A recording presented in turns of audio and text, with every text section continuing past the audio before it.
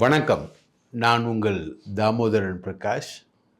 News time TN channel தெருக்கூத்து பகுதிக்காக.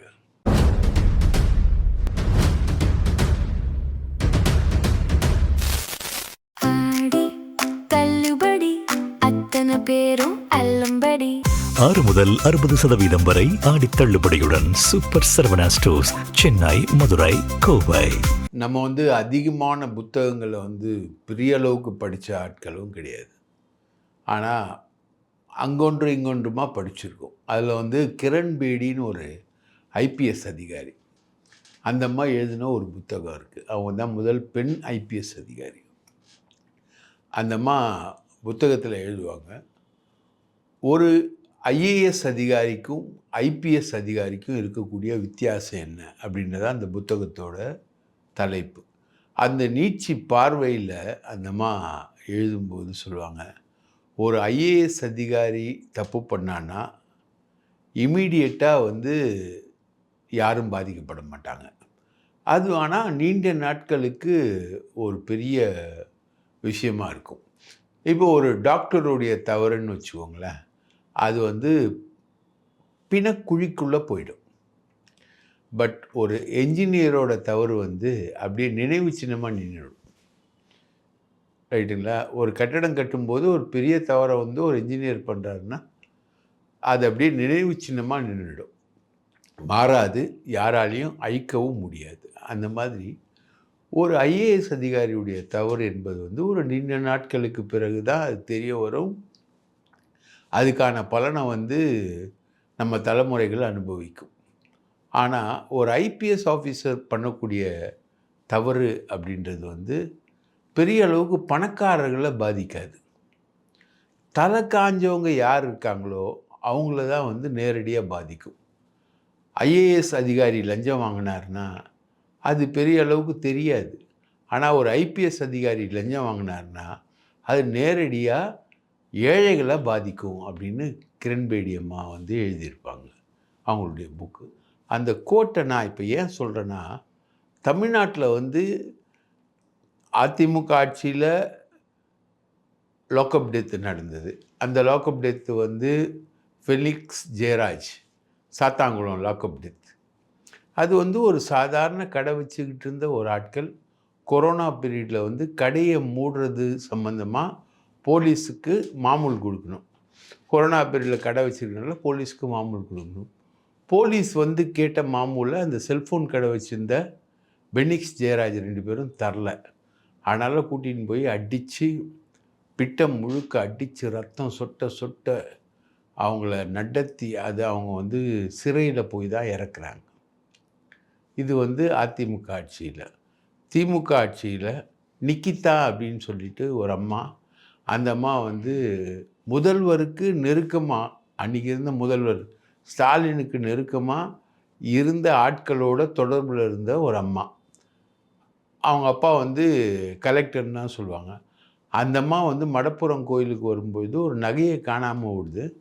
அந்த நகையை எடுத்தது டிரைவர், அந்த காரை பார்க் பண்ண போன டிரைவர் அஜித்குமார்னு சொல்ல, அந்த அஜித்குமாரை போட்டு அடித்து சாவடித்து, தண்ணி இல்லாமல் மிளகா பொடி ஊற்றி கொடுமைப்படுத்தி அந்த அஜித்குமார் மரணம் அடைஞ்சார். அதை மானாமதுரையிலேருந்து ஒரு டிஎஸ்பி அவருடைய டீம் தான் அடித்தது, கொன்னுது, செத்து போனாங்க. இது திமுக ஆட்சியில். இப்போது தாவேகா ஆட்சியிலையும் அந்த மாதிரி ஒரு மரணம் நடந்திருக்கு. ஆட்சிகள் மாறுதே தவிர மரணங்கள் மாறலை. இன்றைக்கும் கன்னியாகுமரியில் தான் இந்த இன்சிடெண்ட் நடந்திருக்கு. கன்னியாகுமரி எஸ்பியாக இருக்கக்கூடிய ஸ்டாலின் ரொம்ப நல்ல ஆஃபீஸர், ரொம்ப கனிவான ஒரு அதிகாரி. அந்த மரணம் நடந்த பிறகு அந்த உறவினர்களை கையை பிடிச்சி அவர் கூட்டிகிட்டு வர விஷுவல்ஸ் எல்லாமே கூட இருக்குது. அந்த எஸ்பிக்கும் இந்த மரணத்துக்கும் எந்த தொடர்பும் இல்லை. ஆனால் மரணம் ஏன் நடந்தது அப்படின்னு பார்த்தீங்கன்னா, சபரி வர்மன் அப்படின்னு ஒருத்தர், இவர் கடையில் குட்கா விற்கிறார். அந்த கடையில் போலீஸ்காரங்க மாமூல் கேட்குறாங்க. 25,000 ரூபா கேட்குறாங்க மாமூல். இவர் வந்து 25,000 மாமூல்லாம் தர முடியாதுன்றார். ஏன்னா இவர் வந்து பிஜேபிக்காரரு. பிஜேபியில் இருக்கக்கூடிய லோக்கல் எம்எல்ஏ, முன்னாடி எம்எல்ஏவாக இருந்த காந்தி வரைக்கும் இவருக்கு வந்து தொடர்பு இருக்குது. அதனால் இவர் வந்து கொஞ்சம் வெறப்பாக பேசுகிறாரு. கன்னியாகுமரிக்காரங்கன்னா கொஞ்சம் வெறப்பாக சட்டம் பேசுவாங்க. அது மாதிரி கொஞ்சம் வெறப்பாக பேசுகிறாரு. இவர் அப்பப்போ கேப்பு கிடச்சா அதை விற்றுக்கிட்டு இருந்தார். இவர் கடையில் ஒரு 10 பாக்கெட் குட்காவோட வந்து இவரை பிடிக்கிறாங்க போலீஸ். பிடிச்ச உடனே இவரை கொண்டு போகிறாங்க. அங்கேயும் 25,000 ரூபா மாமூல் தான் கேட்குறாங்க போலீஸ். இவர் கொடுக்க மாட்டேன்றார். அதெல்லாம் தர முடியாது அப்படி இப்படின்னு இவர் சட்டம் பேசுகிறார்.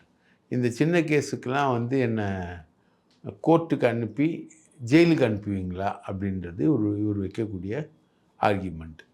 இவரை வந்து வச்ச உடனே அதே மாதிரி கோர்ட்டில் ப்ரொடியூஸ் பண்ணி இவர் வந்து சிறைக்கு அனுப்புகிறாங்க. அங்கே இருக்கக்கூடிய கிளை சிறையில் வந்து நாகர்கோவிலில் இருக்கக்கூடிய கிளை சிறையில் வந்து இவர் அடைக்கப்படுறார்.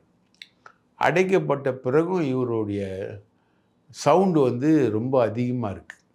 சிறைக்குள்ளேயும் பயங்கரமாக இருக்கும்போது இது வந்து தொந்தரவாக இருக்குது. எதுக்கு உடனே அவங்க சிறைத்துறை ஆட்கள்லாம் வந்து லோக்கல் போலீஸை கான்டாக்ட் பண்ணி மாதிரி ஓவராக தொந்தரவு கொடுத்துக்கிட்டு இருக்காப்புல அப்படின்றார். அவனை அடித்து ஏதாவது செய்யுங்க அப்படின்னு இங்கேருந்து இன்ஸ்ட்ரக்ஷன் பறக்குது. பறந்த உடனே சிறையிலேருந்து ஒரு 3 பேர் அடிக்கிறாங்க. அவர் அடங்கலை. அதுக்கப்புறம் ஜெயிலுக்குள்ளே இருந்த கைதிகள் ஒரு 8 பேர் சேர்ந்து அடிக்கிறாங்க. மொத்தம் ஒரு 11 பேர் சேர்ந்து அடிக்கும்போது அவர் அங்கேயே ஸ்பாட்டில் அவுட், செத்து போயிடுறார். செத்து போனதோடு இவங்க விட்டா கூட பரவாயில்ல. இந்த கருணை மிக்கவங்க என்ன பண்ணுறாங்க, அவரை தூக்கின்னு போயிட்டு லோக்கல் போலீஸ் ஸ்டேஷனில் ஒப்படைச்சி லோக்கல் போலீஸ் என்ன பண்ணுறாங்க, அனாதை போனோன்னு சொல்லிட்டு மருத்துவமனைக்கு கொண்டு வந்து போடுறாங்க. போஸ்ட்மார்ட்டத்தில் தான் தெரியுது அவருக்கு அடித்து பல இடங்களில் காயம், மண்டையில் ஒரு 2 இடத்துல காயம் எல்லாம். இதில் பேத்தட்டிக்கான விஷயம் என்ன தெரியுங்களா, அவர் ஊனமுற்றவர், 2 காலும் ஒரு கால் நடக்க முடியாதவர், மாற்றுத்திறனாளி.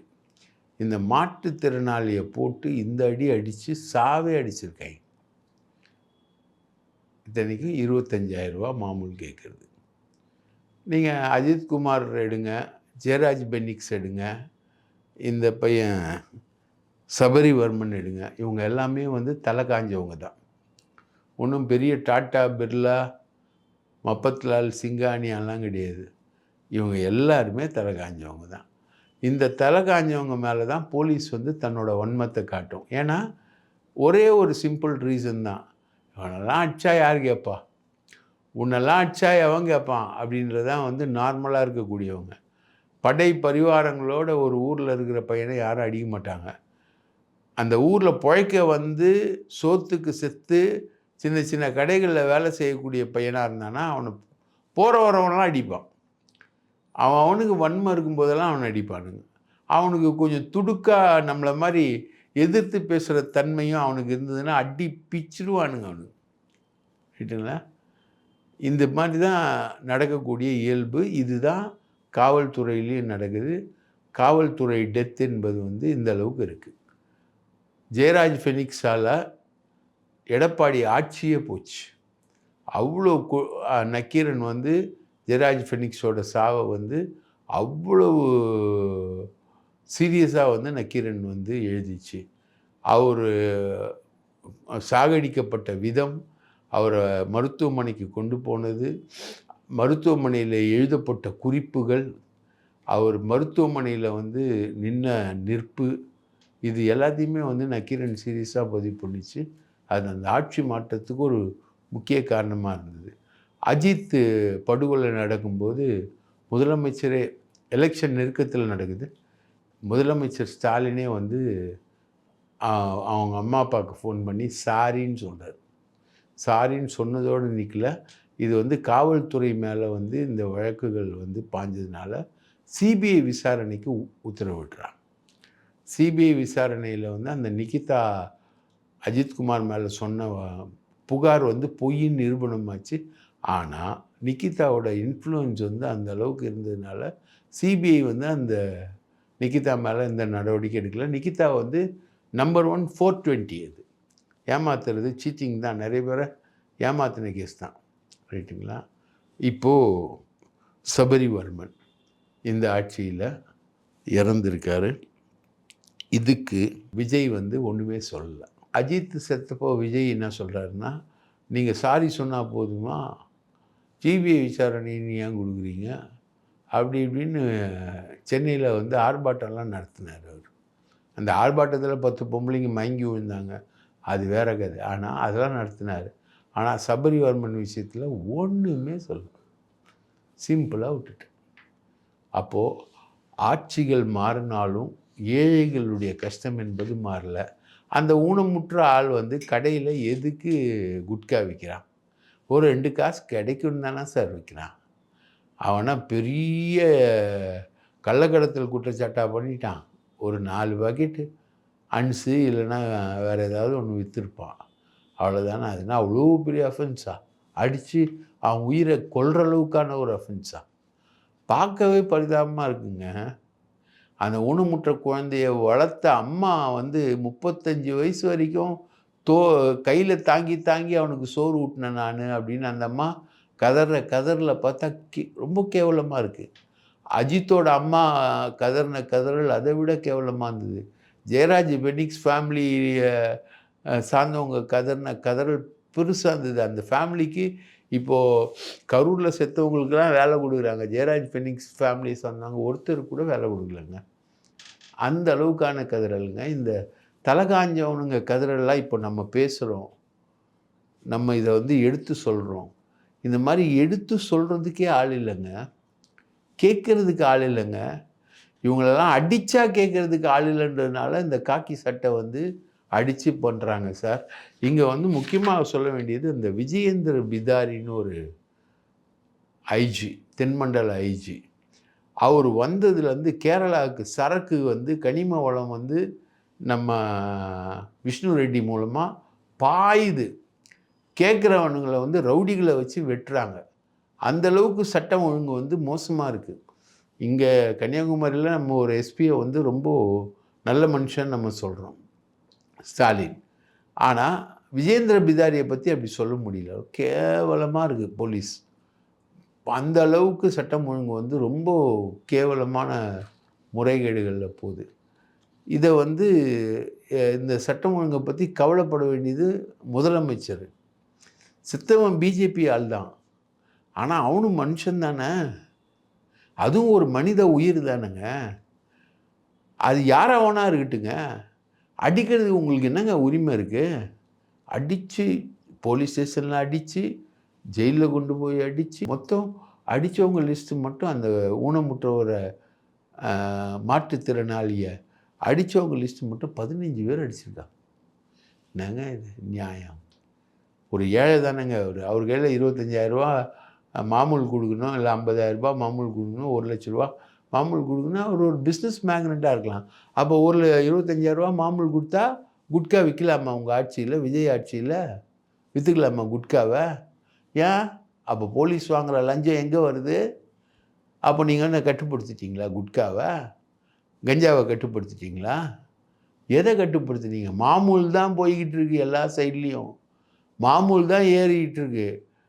ஆனால் இது எதுவுமே இந்த ஆட்சியில் கட்டுப்படுத்தப்படலைன்றது தான் ரொம்ப ரொம்ப முக்கியமான ஒரு விஷயமாக இருக்குது. பள்ளிக்கல்வித்துறையில் இவங்களுக்கு தேவைன்னா சட்டத்தை எப்படி வளர்ச்சிப்பாங்கன்னு பேருங்க. பள்ளிக்கல்வித்துறையில் நிர்மல்குமார், அமைச்சர் நிர்மல்குமார் மனைவி வந்து பள்ளிக்கல்வித்துறையில் பல்லாவரத்தில் ஒரு பள்ளியில் வந்து பட்டதாரி ஆசிரியராக இருக்காங்க. பட்டதாரி ஆசிரியர்களாக இருக்கிறவங்களுக்கான கலந்தாய்வுலாம் வந்து முடிஞ்சு போயிடுச்சு. இவங்க வந்து ஆன்லைனில் ஜூன் ஜூலையிலே கலந்தாய்வு பண்ணுவாங்க. ஜூலை மாதம் வந்து இவங்களுக்கு வந்து ஃபைனல் இன்டர்வியூ வர முடிஞ்சு போச்சு. இந்தம்மா வந்து பல்லாவரம் மறைமலை அடிகள் பள்ளியில் இருக்காங்க. இப்போ இவர் அமைச்சர் ஆகிட்டார், க்ரீன்வேஸ் ரோடுக்கு வந்துட்டார். க்ரீன்வேஸ் ரோடு எங்கன்னா அந்த பீச்சை ஒட்டி இருக்கக்கூடிய ரோடு க்ரீன்வேஸ் ரோடு. பல்லாவரம்ன்றது தாம்பரம் பக்கத்தில் இருக்கிறது பல்லாவரம். இப்போது இந்த அம்மா இவர் அமைச்சரானவுடனே இந்த அம்மாவை ட்ரான்ஸ்ஃபர் பண்ணோம் அப்படின்னு சொல்லிட்டு இந்த அம்மாவை இப்போது 2 நாளைக்கு முன்னாடி ரைட்டுங்களா 13/2026 ஜூலை இதை ட்ரான்ஸ்ஃபர்லாம் பேக்கப் பண்ணி முடித்து ஜூலை 1 முடிஞ்சு போச்சு. 13th ஜூலை 2026 வந்து இந்த அம்மா வந்து லேடி வெலிங்டன் ஸ்கூலுக்கு ட்ரான்ஸ்ஃபர் பண்ணியிருக்காங்க. இது என்ன நியாயம்? அப்போது இந்த வேக்கன்சி ஒன்று இருக்கிறதே யாருக்கும் தெரியாது. லேடி வெலிங்டனில் ஒரு வேக்கன்சி இருக்குதுன்னா என்ன பண்ணுவாங்க, இந்த வேக்கன்சி லேடி வெலிங்டனில் இருக்குதுன்னு சொல்லிட்டு திருநெல்வேலியில் இருக்கக்கூடிய டீச்சரு, தூத்துக்குடியில் இருக்கக்கூடிய டீச்சரு சென்னைக்கு வர்றதுக்காக அப்ளை பண்ணுவாங்க. அந்த மாதிரி ஒரு வேக்கன்சி இருக்கிறதையே சூப்பராக மறைச்சி கொண்டு வந்து போட்டிருக்காங்க. இது எந்த வகையில் இது நியாயம்னு தெரியல. அதே மாதிரி தமிழகத்தோட தலைமைச் செயலாளராக இருக்கார் சாய்குமார். இவர் வந்து மத்திய அரசோட ரொம்ப இணக்கமாக இருக்கக்கூடியவர், மத்திய அரசு அதிகாரிகளோட ரொம்ப க்ளோஸாக இருக்கக்கூடியவர், மத்திய அரசே நான் தான் அப்படின்னு சொல்லிக்கிட்டு இருக்கக்கூடியவர் தான் இந்த சாய்குமார். இவருக்கு வந்து இப்போது எக்ஸ்டென்ஷன் கேட்டுக்கிட்டு இருந்தார். இவர் தான் பேக்கப்லாம் பண்ணி பேச்சப்லாம் பண்ணி விஜய் அரசை வந்து ரொம்ப பெரிய அளவுக்கு கொண்டு போய் நிறுத்தி, அங்கே சோம்நாத்னு ஒருத்தர் இருக்கார், அவர்கிட்ட எல்லா விதத்துலேயும் பண்ணி கொண்டு போய் நிறுத்தி விஜய் அரசுக்கு ஒன்றும் பிரச்சனை இல்லாத மாதிரி நான் பார்த்துக்கிறேன் அப்படின்னு ஒரு பில்டப் கொடுக்குறாரு. பொலிட்டிக்கல் ரீதியாக விஜய் அரசு வந்து பிஜேபிக்கு எதிராக இருந்ததுன்னா அதை காப்பாற்ற சாய்நாத்தில் எந்த சாய்குமாரில் யாராலையுமே அது முடியவே முடியாது. ஆனால் இவர் வந்து நான் பண்ணுறேன் அப்படின்னு இவர் அஜித் தோவலோட ஃப்ரெண்டு ரைட்டுங்களா. அவர் வந்து கவர்னராக வர இருந்தார், அதே வந்து மாற்றி போயிட்டு இப்போ ஆர்என் ரவி வர இருக்கார் அப்படின்னு சொல்கிறாங்க. ஸோ அந்த மாதிரி ஒரு லாபியிஸ்ட்டு தான் இந்த சாய்குமார். அப்போது லாபியிஸ்டாக சாய்குமார் இருந்தால் அவர் கரப்டாக இருக்க மாட்டாரா? கன்ஃபார்மாக இருப்பார் ரைட்டுங்களா. இன்றைக்கி இந்த ஆட்சியில் நடக்கக்கூடிய கரப்ஷன் எல்லாத்துக்குமே வந்து ஒரு விதத்தில் சாய்குமார் தான் காரணம். இவருக்கு வந்து இப்போது 6 மாதம் எக்ஸ்டென்ஷன் வந்து இன்றைக்கி கொடுத்துருக்காங்க. பொதுவாக சீஃப் செக்ரட்டரியாக இருந்தால் அவங்களுக்கு ஒரு 3 மாதம்தான் எக்ஸ்டென்ஷன் கொடுப்பாங்க. 6 மாதம் எக்ஸ்டென்ஷன். இது யாரோட சம்மதத்தோடு நடக்குதுன்னா மத்திய அரசோட சம்மதத்தோட இந்த விஷயம் வந்து நடந்திருக்கு. இவர் வந்து எடப்பாடிக்கு செக்ரட்டரியாக இருந்தவர். இவங்க விஜய் லாங்குவேஜில் சொல்லணும்னா அல்லு சில்லு கட்சிக்கு செக்ரட்டரியாக இருந்தவர் எடப்பாடிக்கு. அவரை வந்து இப்போ வந்து எக்ஸ்டென்ஷன் கொடுத்துருக்காங்க. இப்போ இதில் வந்து பாதிக்கப்படக்கூடியவங்க யாருன்னா முருகானந்தம் ஐஏஎஸ் ரைட்டுங்களா, Supriya Sahoo IAS, Radhakrishnan IAS, Neeraj மிட்டில், Rajesh Lakhani, Sunil Paliwal, Neeraj Kumar, doctor Manivasan, Vijayakumar, Amudha Chandramohan, கக்கர்ல Usha, Siddique Senthilkumar, Udhayachandran, நம்ம உதயச்சந்திரன், இவங்க எல்லாருமே வந்து சீஃப் செக்ரட்டரி கேடர் ஆஃபீஸர்ஸ். இவங்களோட எல்லாரோட கேரியரும் அஃபெக்ட் ஆகுது. இதே மாதிரி சங்கர் ஜிவாலுக்கு எக்ஸ்டென்ஷன் கேட்டு சங்கர் ஜிவால் சொல்லும்போது திமுக வந்து நோ அப்படின்னு சொல்லிடுச்சு. ஸோ இதெல்லாமே வருது. இது வந்து மிக கடுமையான அதிருப்தியை வந்து அதிகாரிகள் மத்தியில் ஏற்படுத்தியிருக்கு. இந்த பட்ஜெட்லாம் போடுறாங்க இல்லையா, அந்த பட்ஜெட்லலாம் வந்து இவங்க எல்லாருமே நெகட்டிவான விஷயங்களை இந்த அரசுக்கு வந்து செய்ய ஆரம்பிச்சிடுவாங்க. ஏன்னா அவங்க ஆரம்பிக்கிறாங்க இல்லையா, அவங்க பாதிக்கப்படுறாங்க. அதனால் அவங்க வந்து நெகட்டிவான விஷயங்கள் எல்லாத்தையும் செய்ய போகிறாங்க. இதை வந்து நம்ம விஜய் அரசு வந்து கடுமையாக பாதிக்கப்படுது. விஜய் அரசுக்கு வந்து ஒரு வருஷம் விஜய் அரசில் இருக்கக்கூடிய அரசு ஊழியர்கள் மேலே இந்த வருஷம் வந்த புகார் எவ்வளோன்னா 50 நாளுக்குள்ளே அந்த ஒரு வருஷ புகார்ன்ற டோசேஜில் பார்த்தீங்கன்னா 18,000 புகார் வந்திருக்கு. இதில் விசாரிக்கப்பட்ட புகார்கள், நடவடிக்கை எடுக்கப்பட்ட புகார்கள், அருண் இருக்கிற வரைக்கும் அவர் கொஞ்சம் ஸ்பீடாக நடவடிக்கை எடுத்தார். அவர் ஸ்பீடாக நடவடிக்கை எடுத்து கவனித்த புகார்களோட எண்ணிக்கை வெறும் 200-250 தான் கவனிக்க முடிஞ்சது அவரால். அந்தளவுக்கு தான் வந்து அங்கே இருக்கக்கூடிய ஸ்ட்ரென்த்தே இருக்குது ரைட்டுங்களா. இந்த லட்சணத்தில் ஒரு நம்பர் வேறு கொடுத்து இதில் வந்து லஞ்சம் தவிர் நெஞ்சம் நிமிர் அப்படின்ற மாதிரி ஒரு விளம்பரத்தை கொடுத்து லஞ்சம்னா புகார் கொடுங்க அப்படின்ற மாதிரி விஜய் அரசு வந்து பண்ணிக்கிட்டு இருக்கு. இன்னொரு முக்கியமான ஒரு விஷயங்க, துரைமுருகனுக்கு மகன் கதிரானந்த் ஃபேமிலியோட மேரேஜ் ரிசப்ஷன் வந்து நம்ம வேலூரில் நடந்திருக்கு. அந்த ரிசப்ஷனில் வந்து ஒரு ஆள் வந்து பயங்கரமாக நகை போட்டு டான்ஸ் ஆடிக்கிட்டு இருக்கான். இந்த சம்மந்தி யார் அப்படின்னு நீங்கள் பார்த்தீங்கன்னா, இவர் வந்து துபாயில் வந்து ஹோட்டல் வச்சுருக்காரு. 400 கோடி ரூபா வந்து இவருக்கு கடன் இருக்குது அங்கேயே. இவர் வந்து நம்ம ரித்தீஷ்னு ஒருத்தர் இருந்தார் இல்லையா, அவர் யார் போனாலும் காசு கொடுப்பாரு. யார் போனாலும் நடிகைகள் போனால் 20 லட்சம் 10 லட்சம்னு இவர் கொடுத்துக்கிட்டு இருக்கார். யார் நம்ம இந்த ஆள் இவர் சம்மந்தி. இவர் பேர் வந்து திட்டக்குடி ரவிக்கண்ணன். இவர் வந்து யார் போனாலும் பணம் கொடுப்பார். விளம்பர பிரியர். இவர் தான் வந்து சம்மந்தி. இவருடைய சம்மந்தியோட வேலை என்னன்னா, துரைமுருகன் வந்து மணல் திருட்டில் கனிம வள திருட்டில் கோடி கணக்கில் கொள்ளடிச்சிருக்காரு. அந்த கோடி கணக்கில் கொள்ளடிச்சத காசு எல்லாத்தையும் ஒயிட் ஆக்கிறது தான், துபாயில் ஒயிட் ஆக்கிறது தான் அண்ணனோட வேலை. அப்போ இவருக்கு அண்ணாமலை இந்த மாதிரி துபாயில் ஒயிட் ஆக்கிற ஆட்கள்லாம் நிறைய பேர் இருக்காங்க. அவங்களோடலாம் வந்து இவருக்கு வந்து மிக மிக நெருக்கமான தொடர்பு இவருக்கு இருக்கும். இவர் சம்மந்தியாக, துரைமுருகனுடைய மகனுக்கு சம்மந்தியாக அந்த கல்யாணத்தில் ஒருத்தர் வந்து நகை போட்டு பயங்கரமான நகை போட்டு டான்ஸ் ஆட, இவர் இந்த மாதிரி ஒரு விளம்பர பிரியராக இருக்க, ஆட்சி முடிஞ்சும் துரைமுருகனுடைய ஆட்டம் வந்து இன்றைக்கு வரைக்கும் முடியல அப்படின்றது வந்து தெள்ள தெளிவாக தெரிகிறது. இது போன்ற தகவல்களோடு மேலும் பல உண்மை சம்பவங்களோடு உங்களுக்கு பகிர்ந்தளிப்போம். நன்றி, வணக்கம்.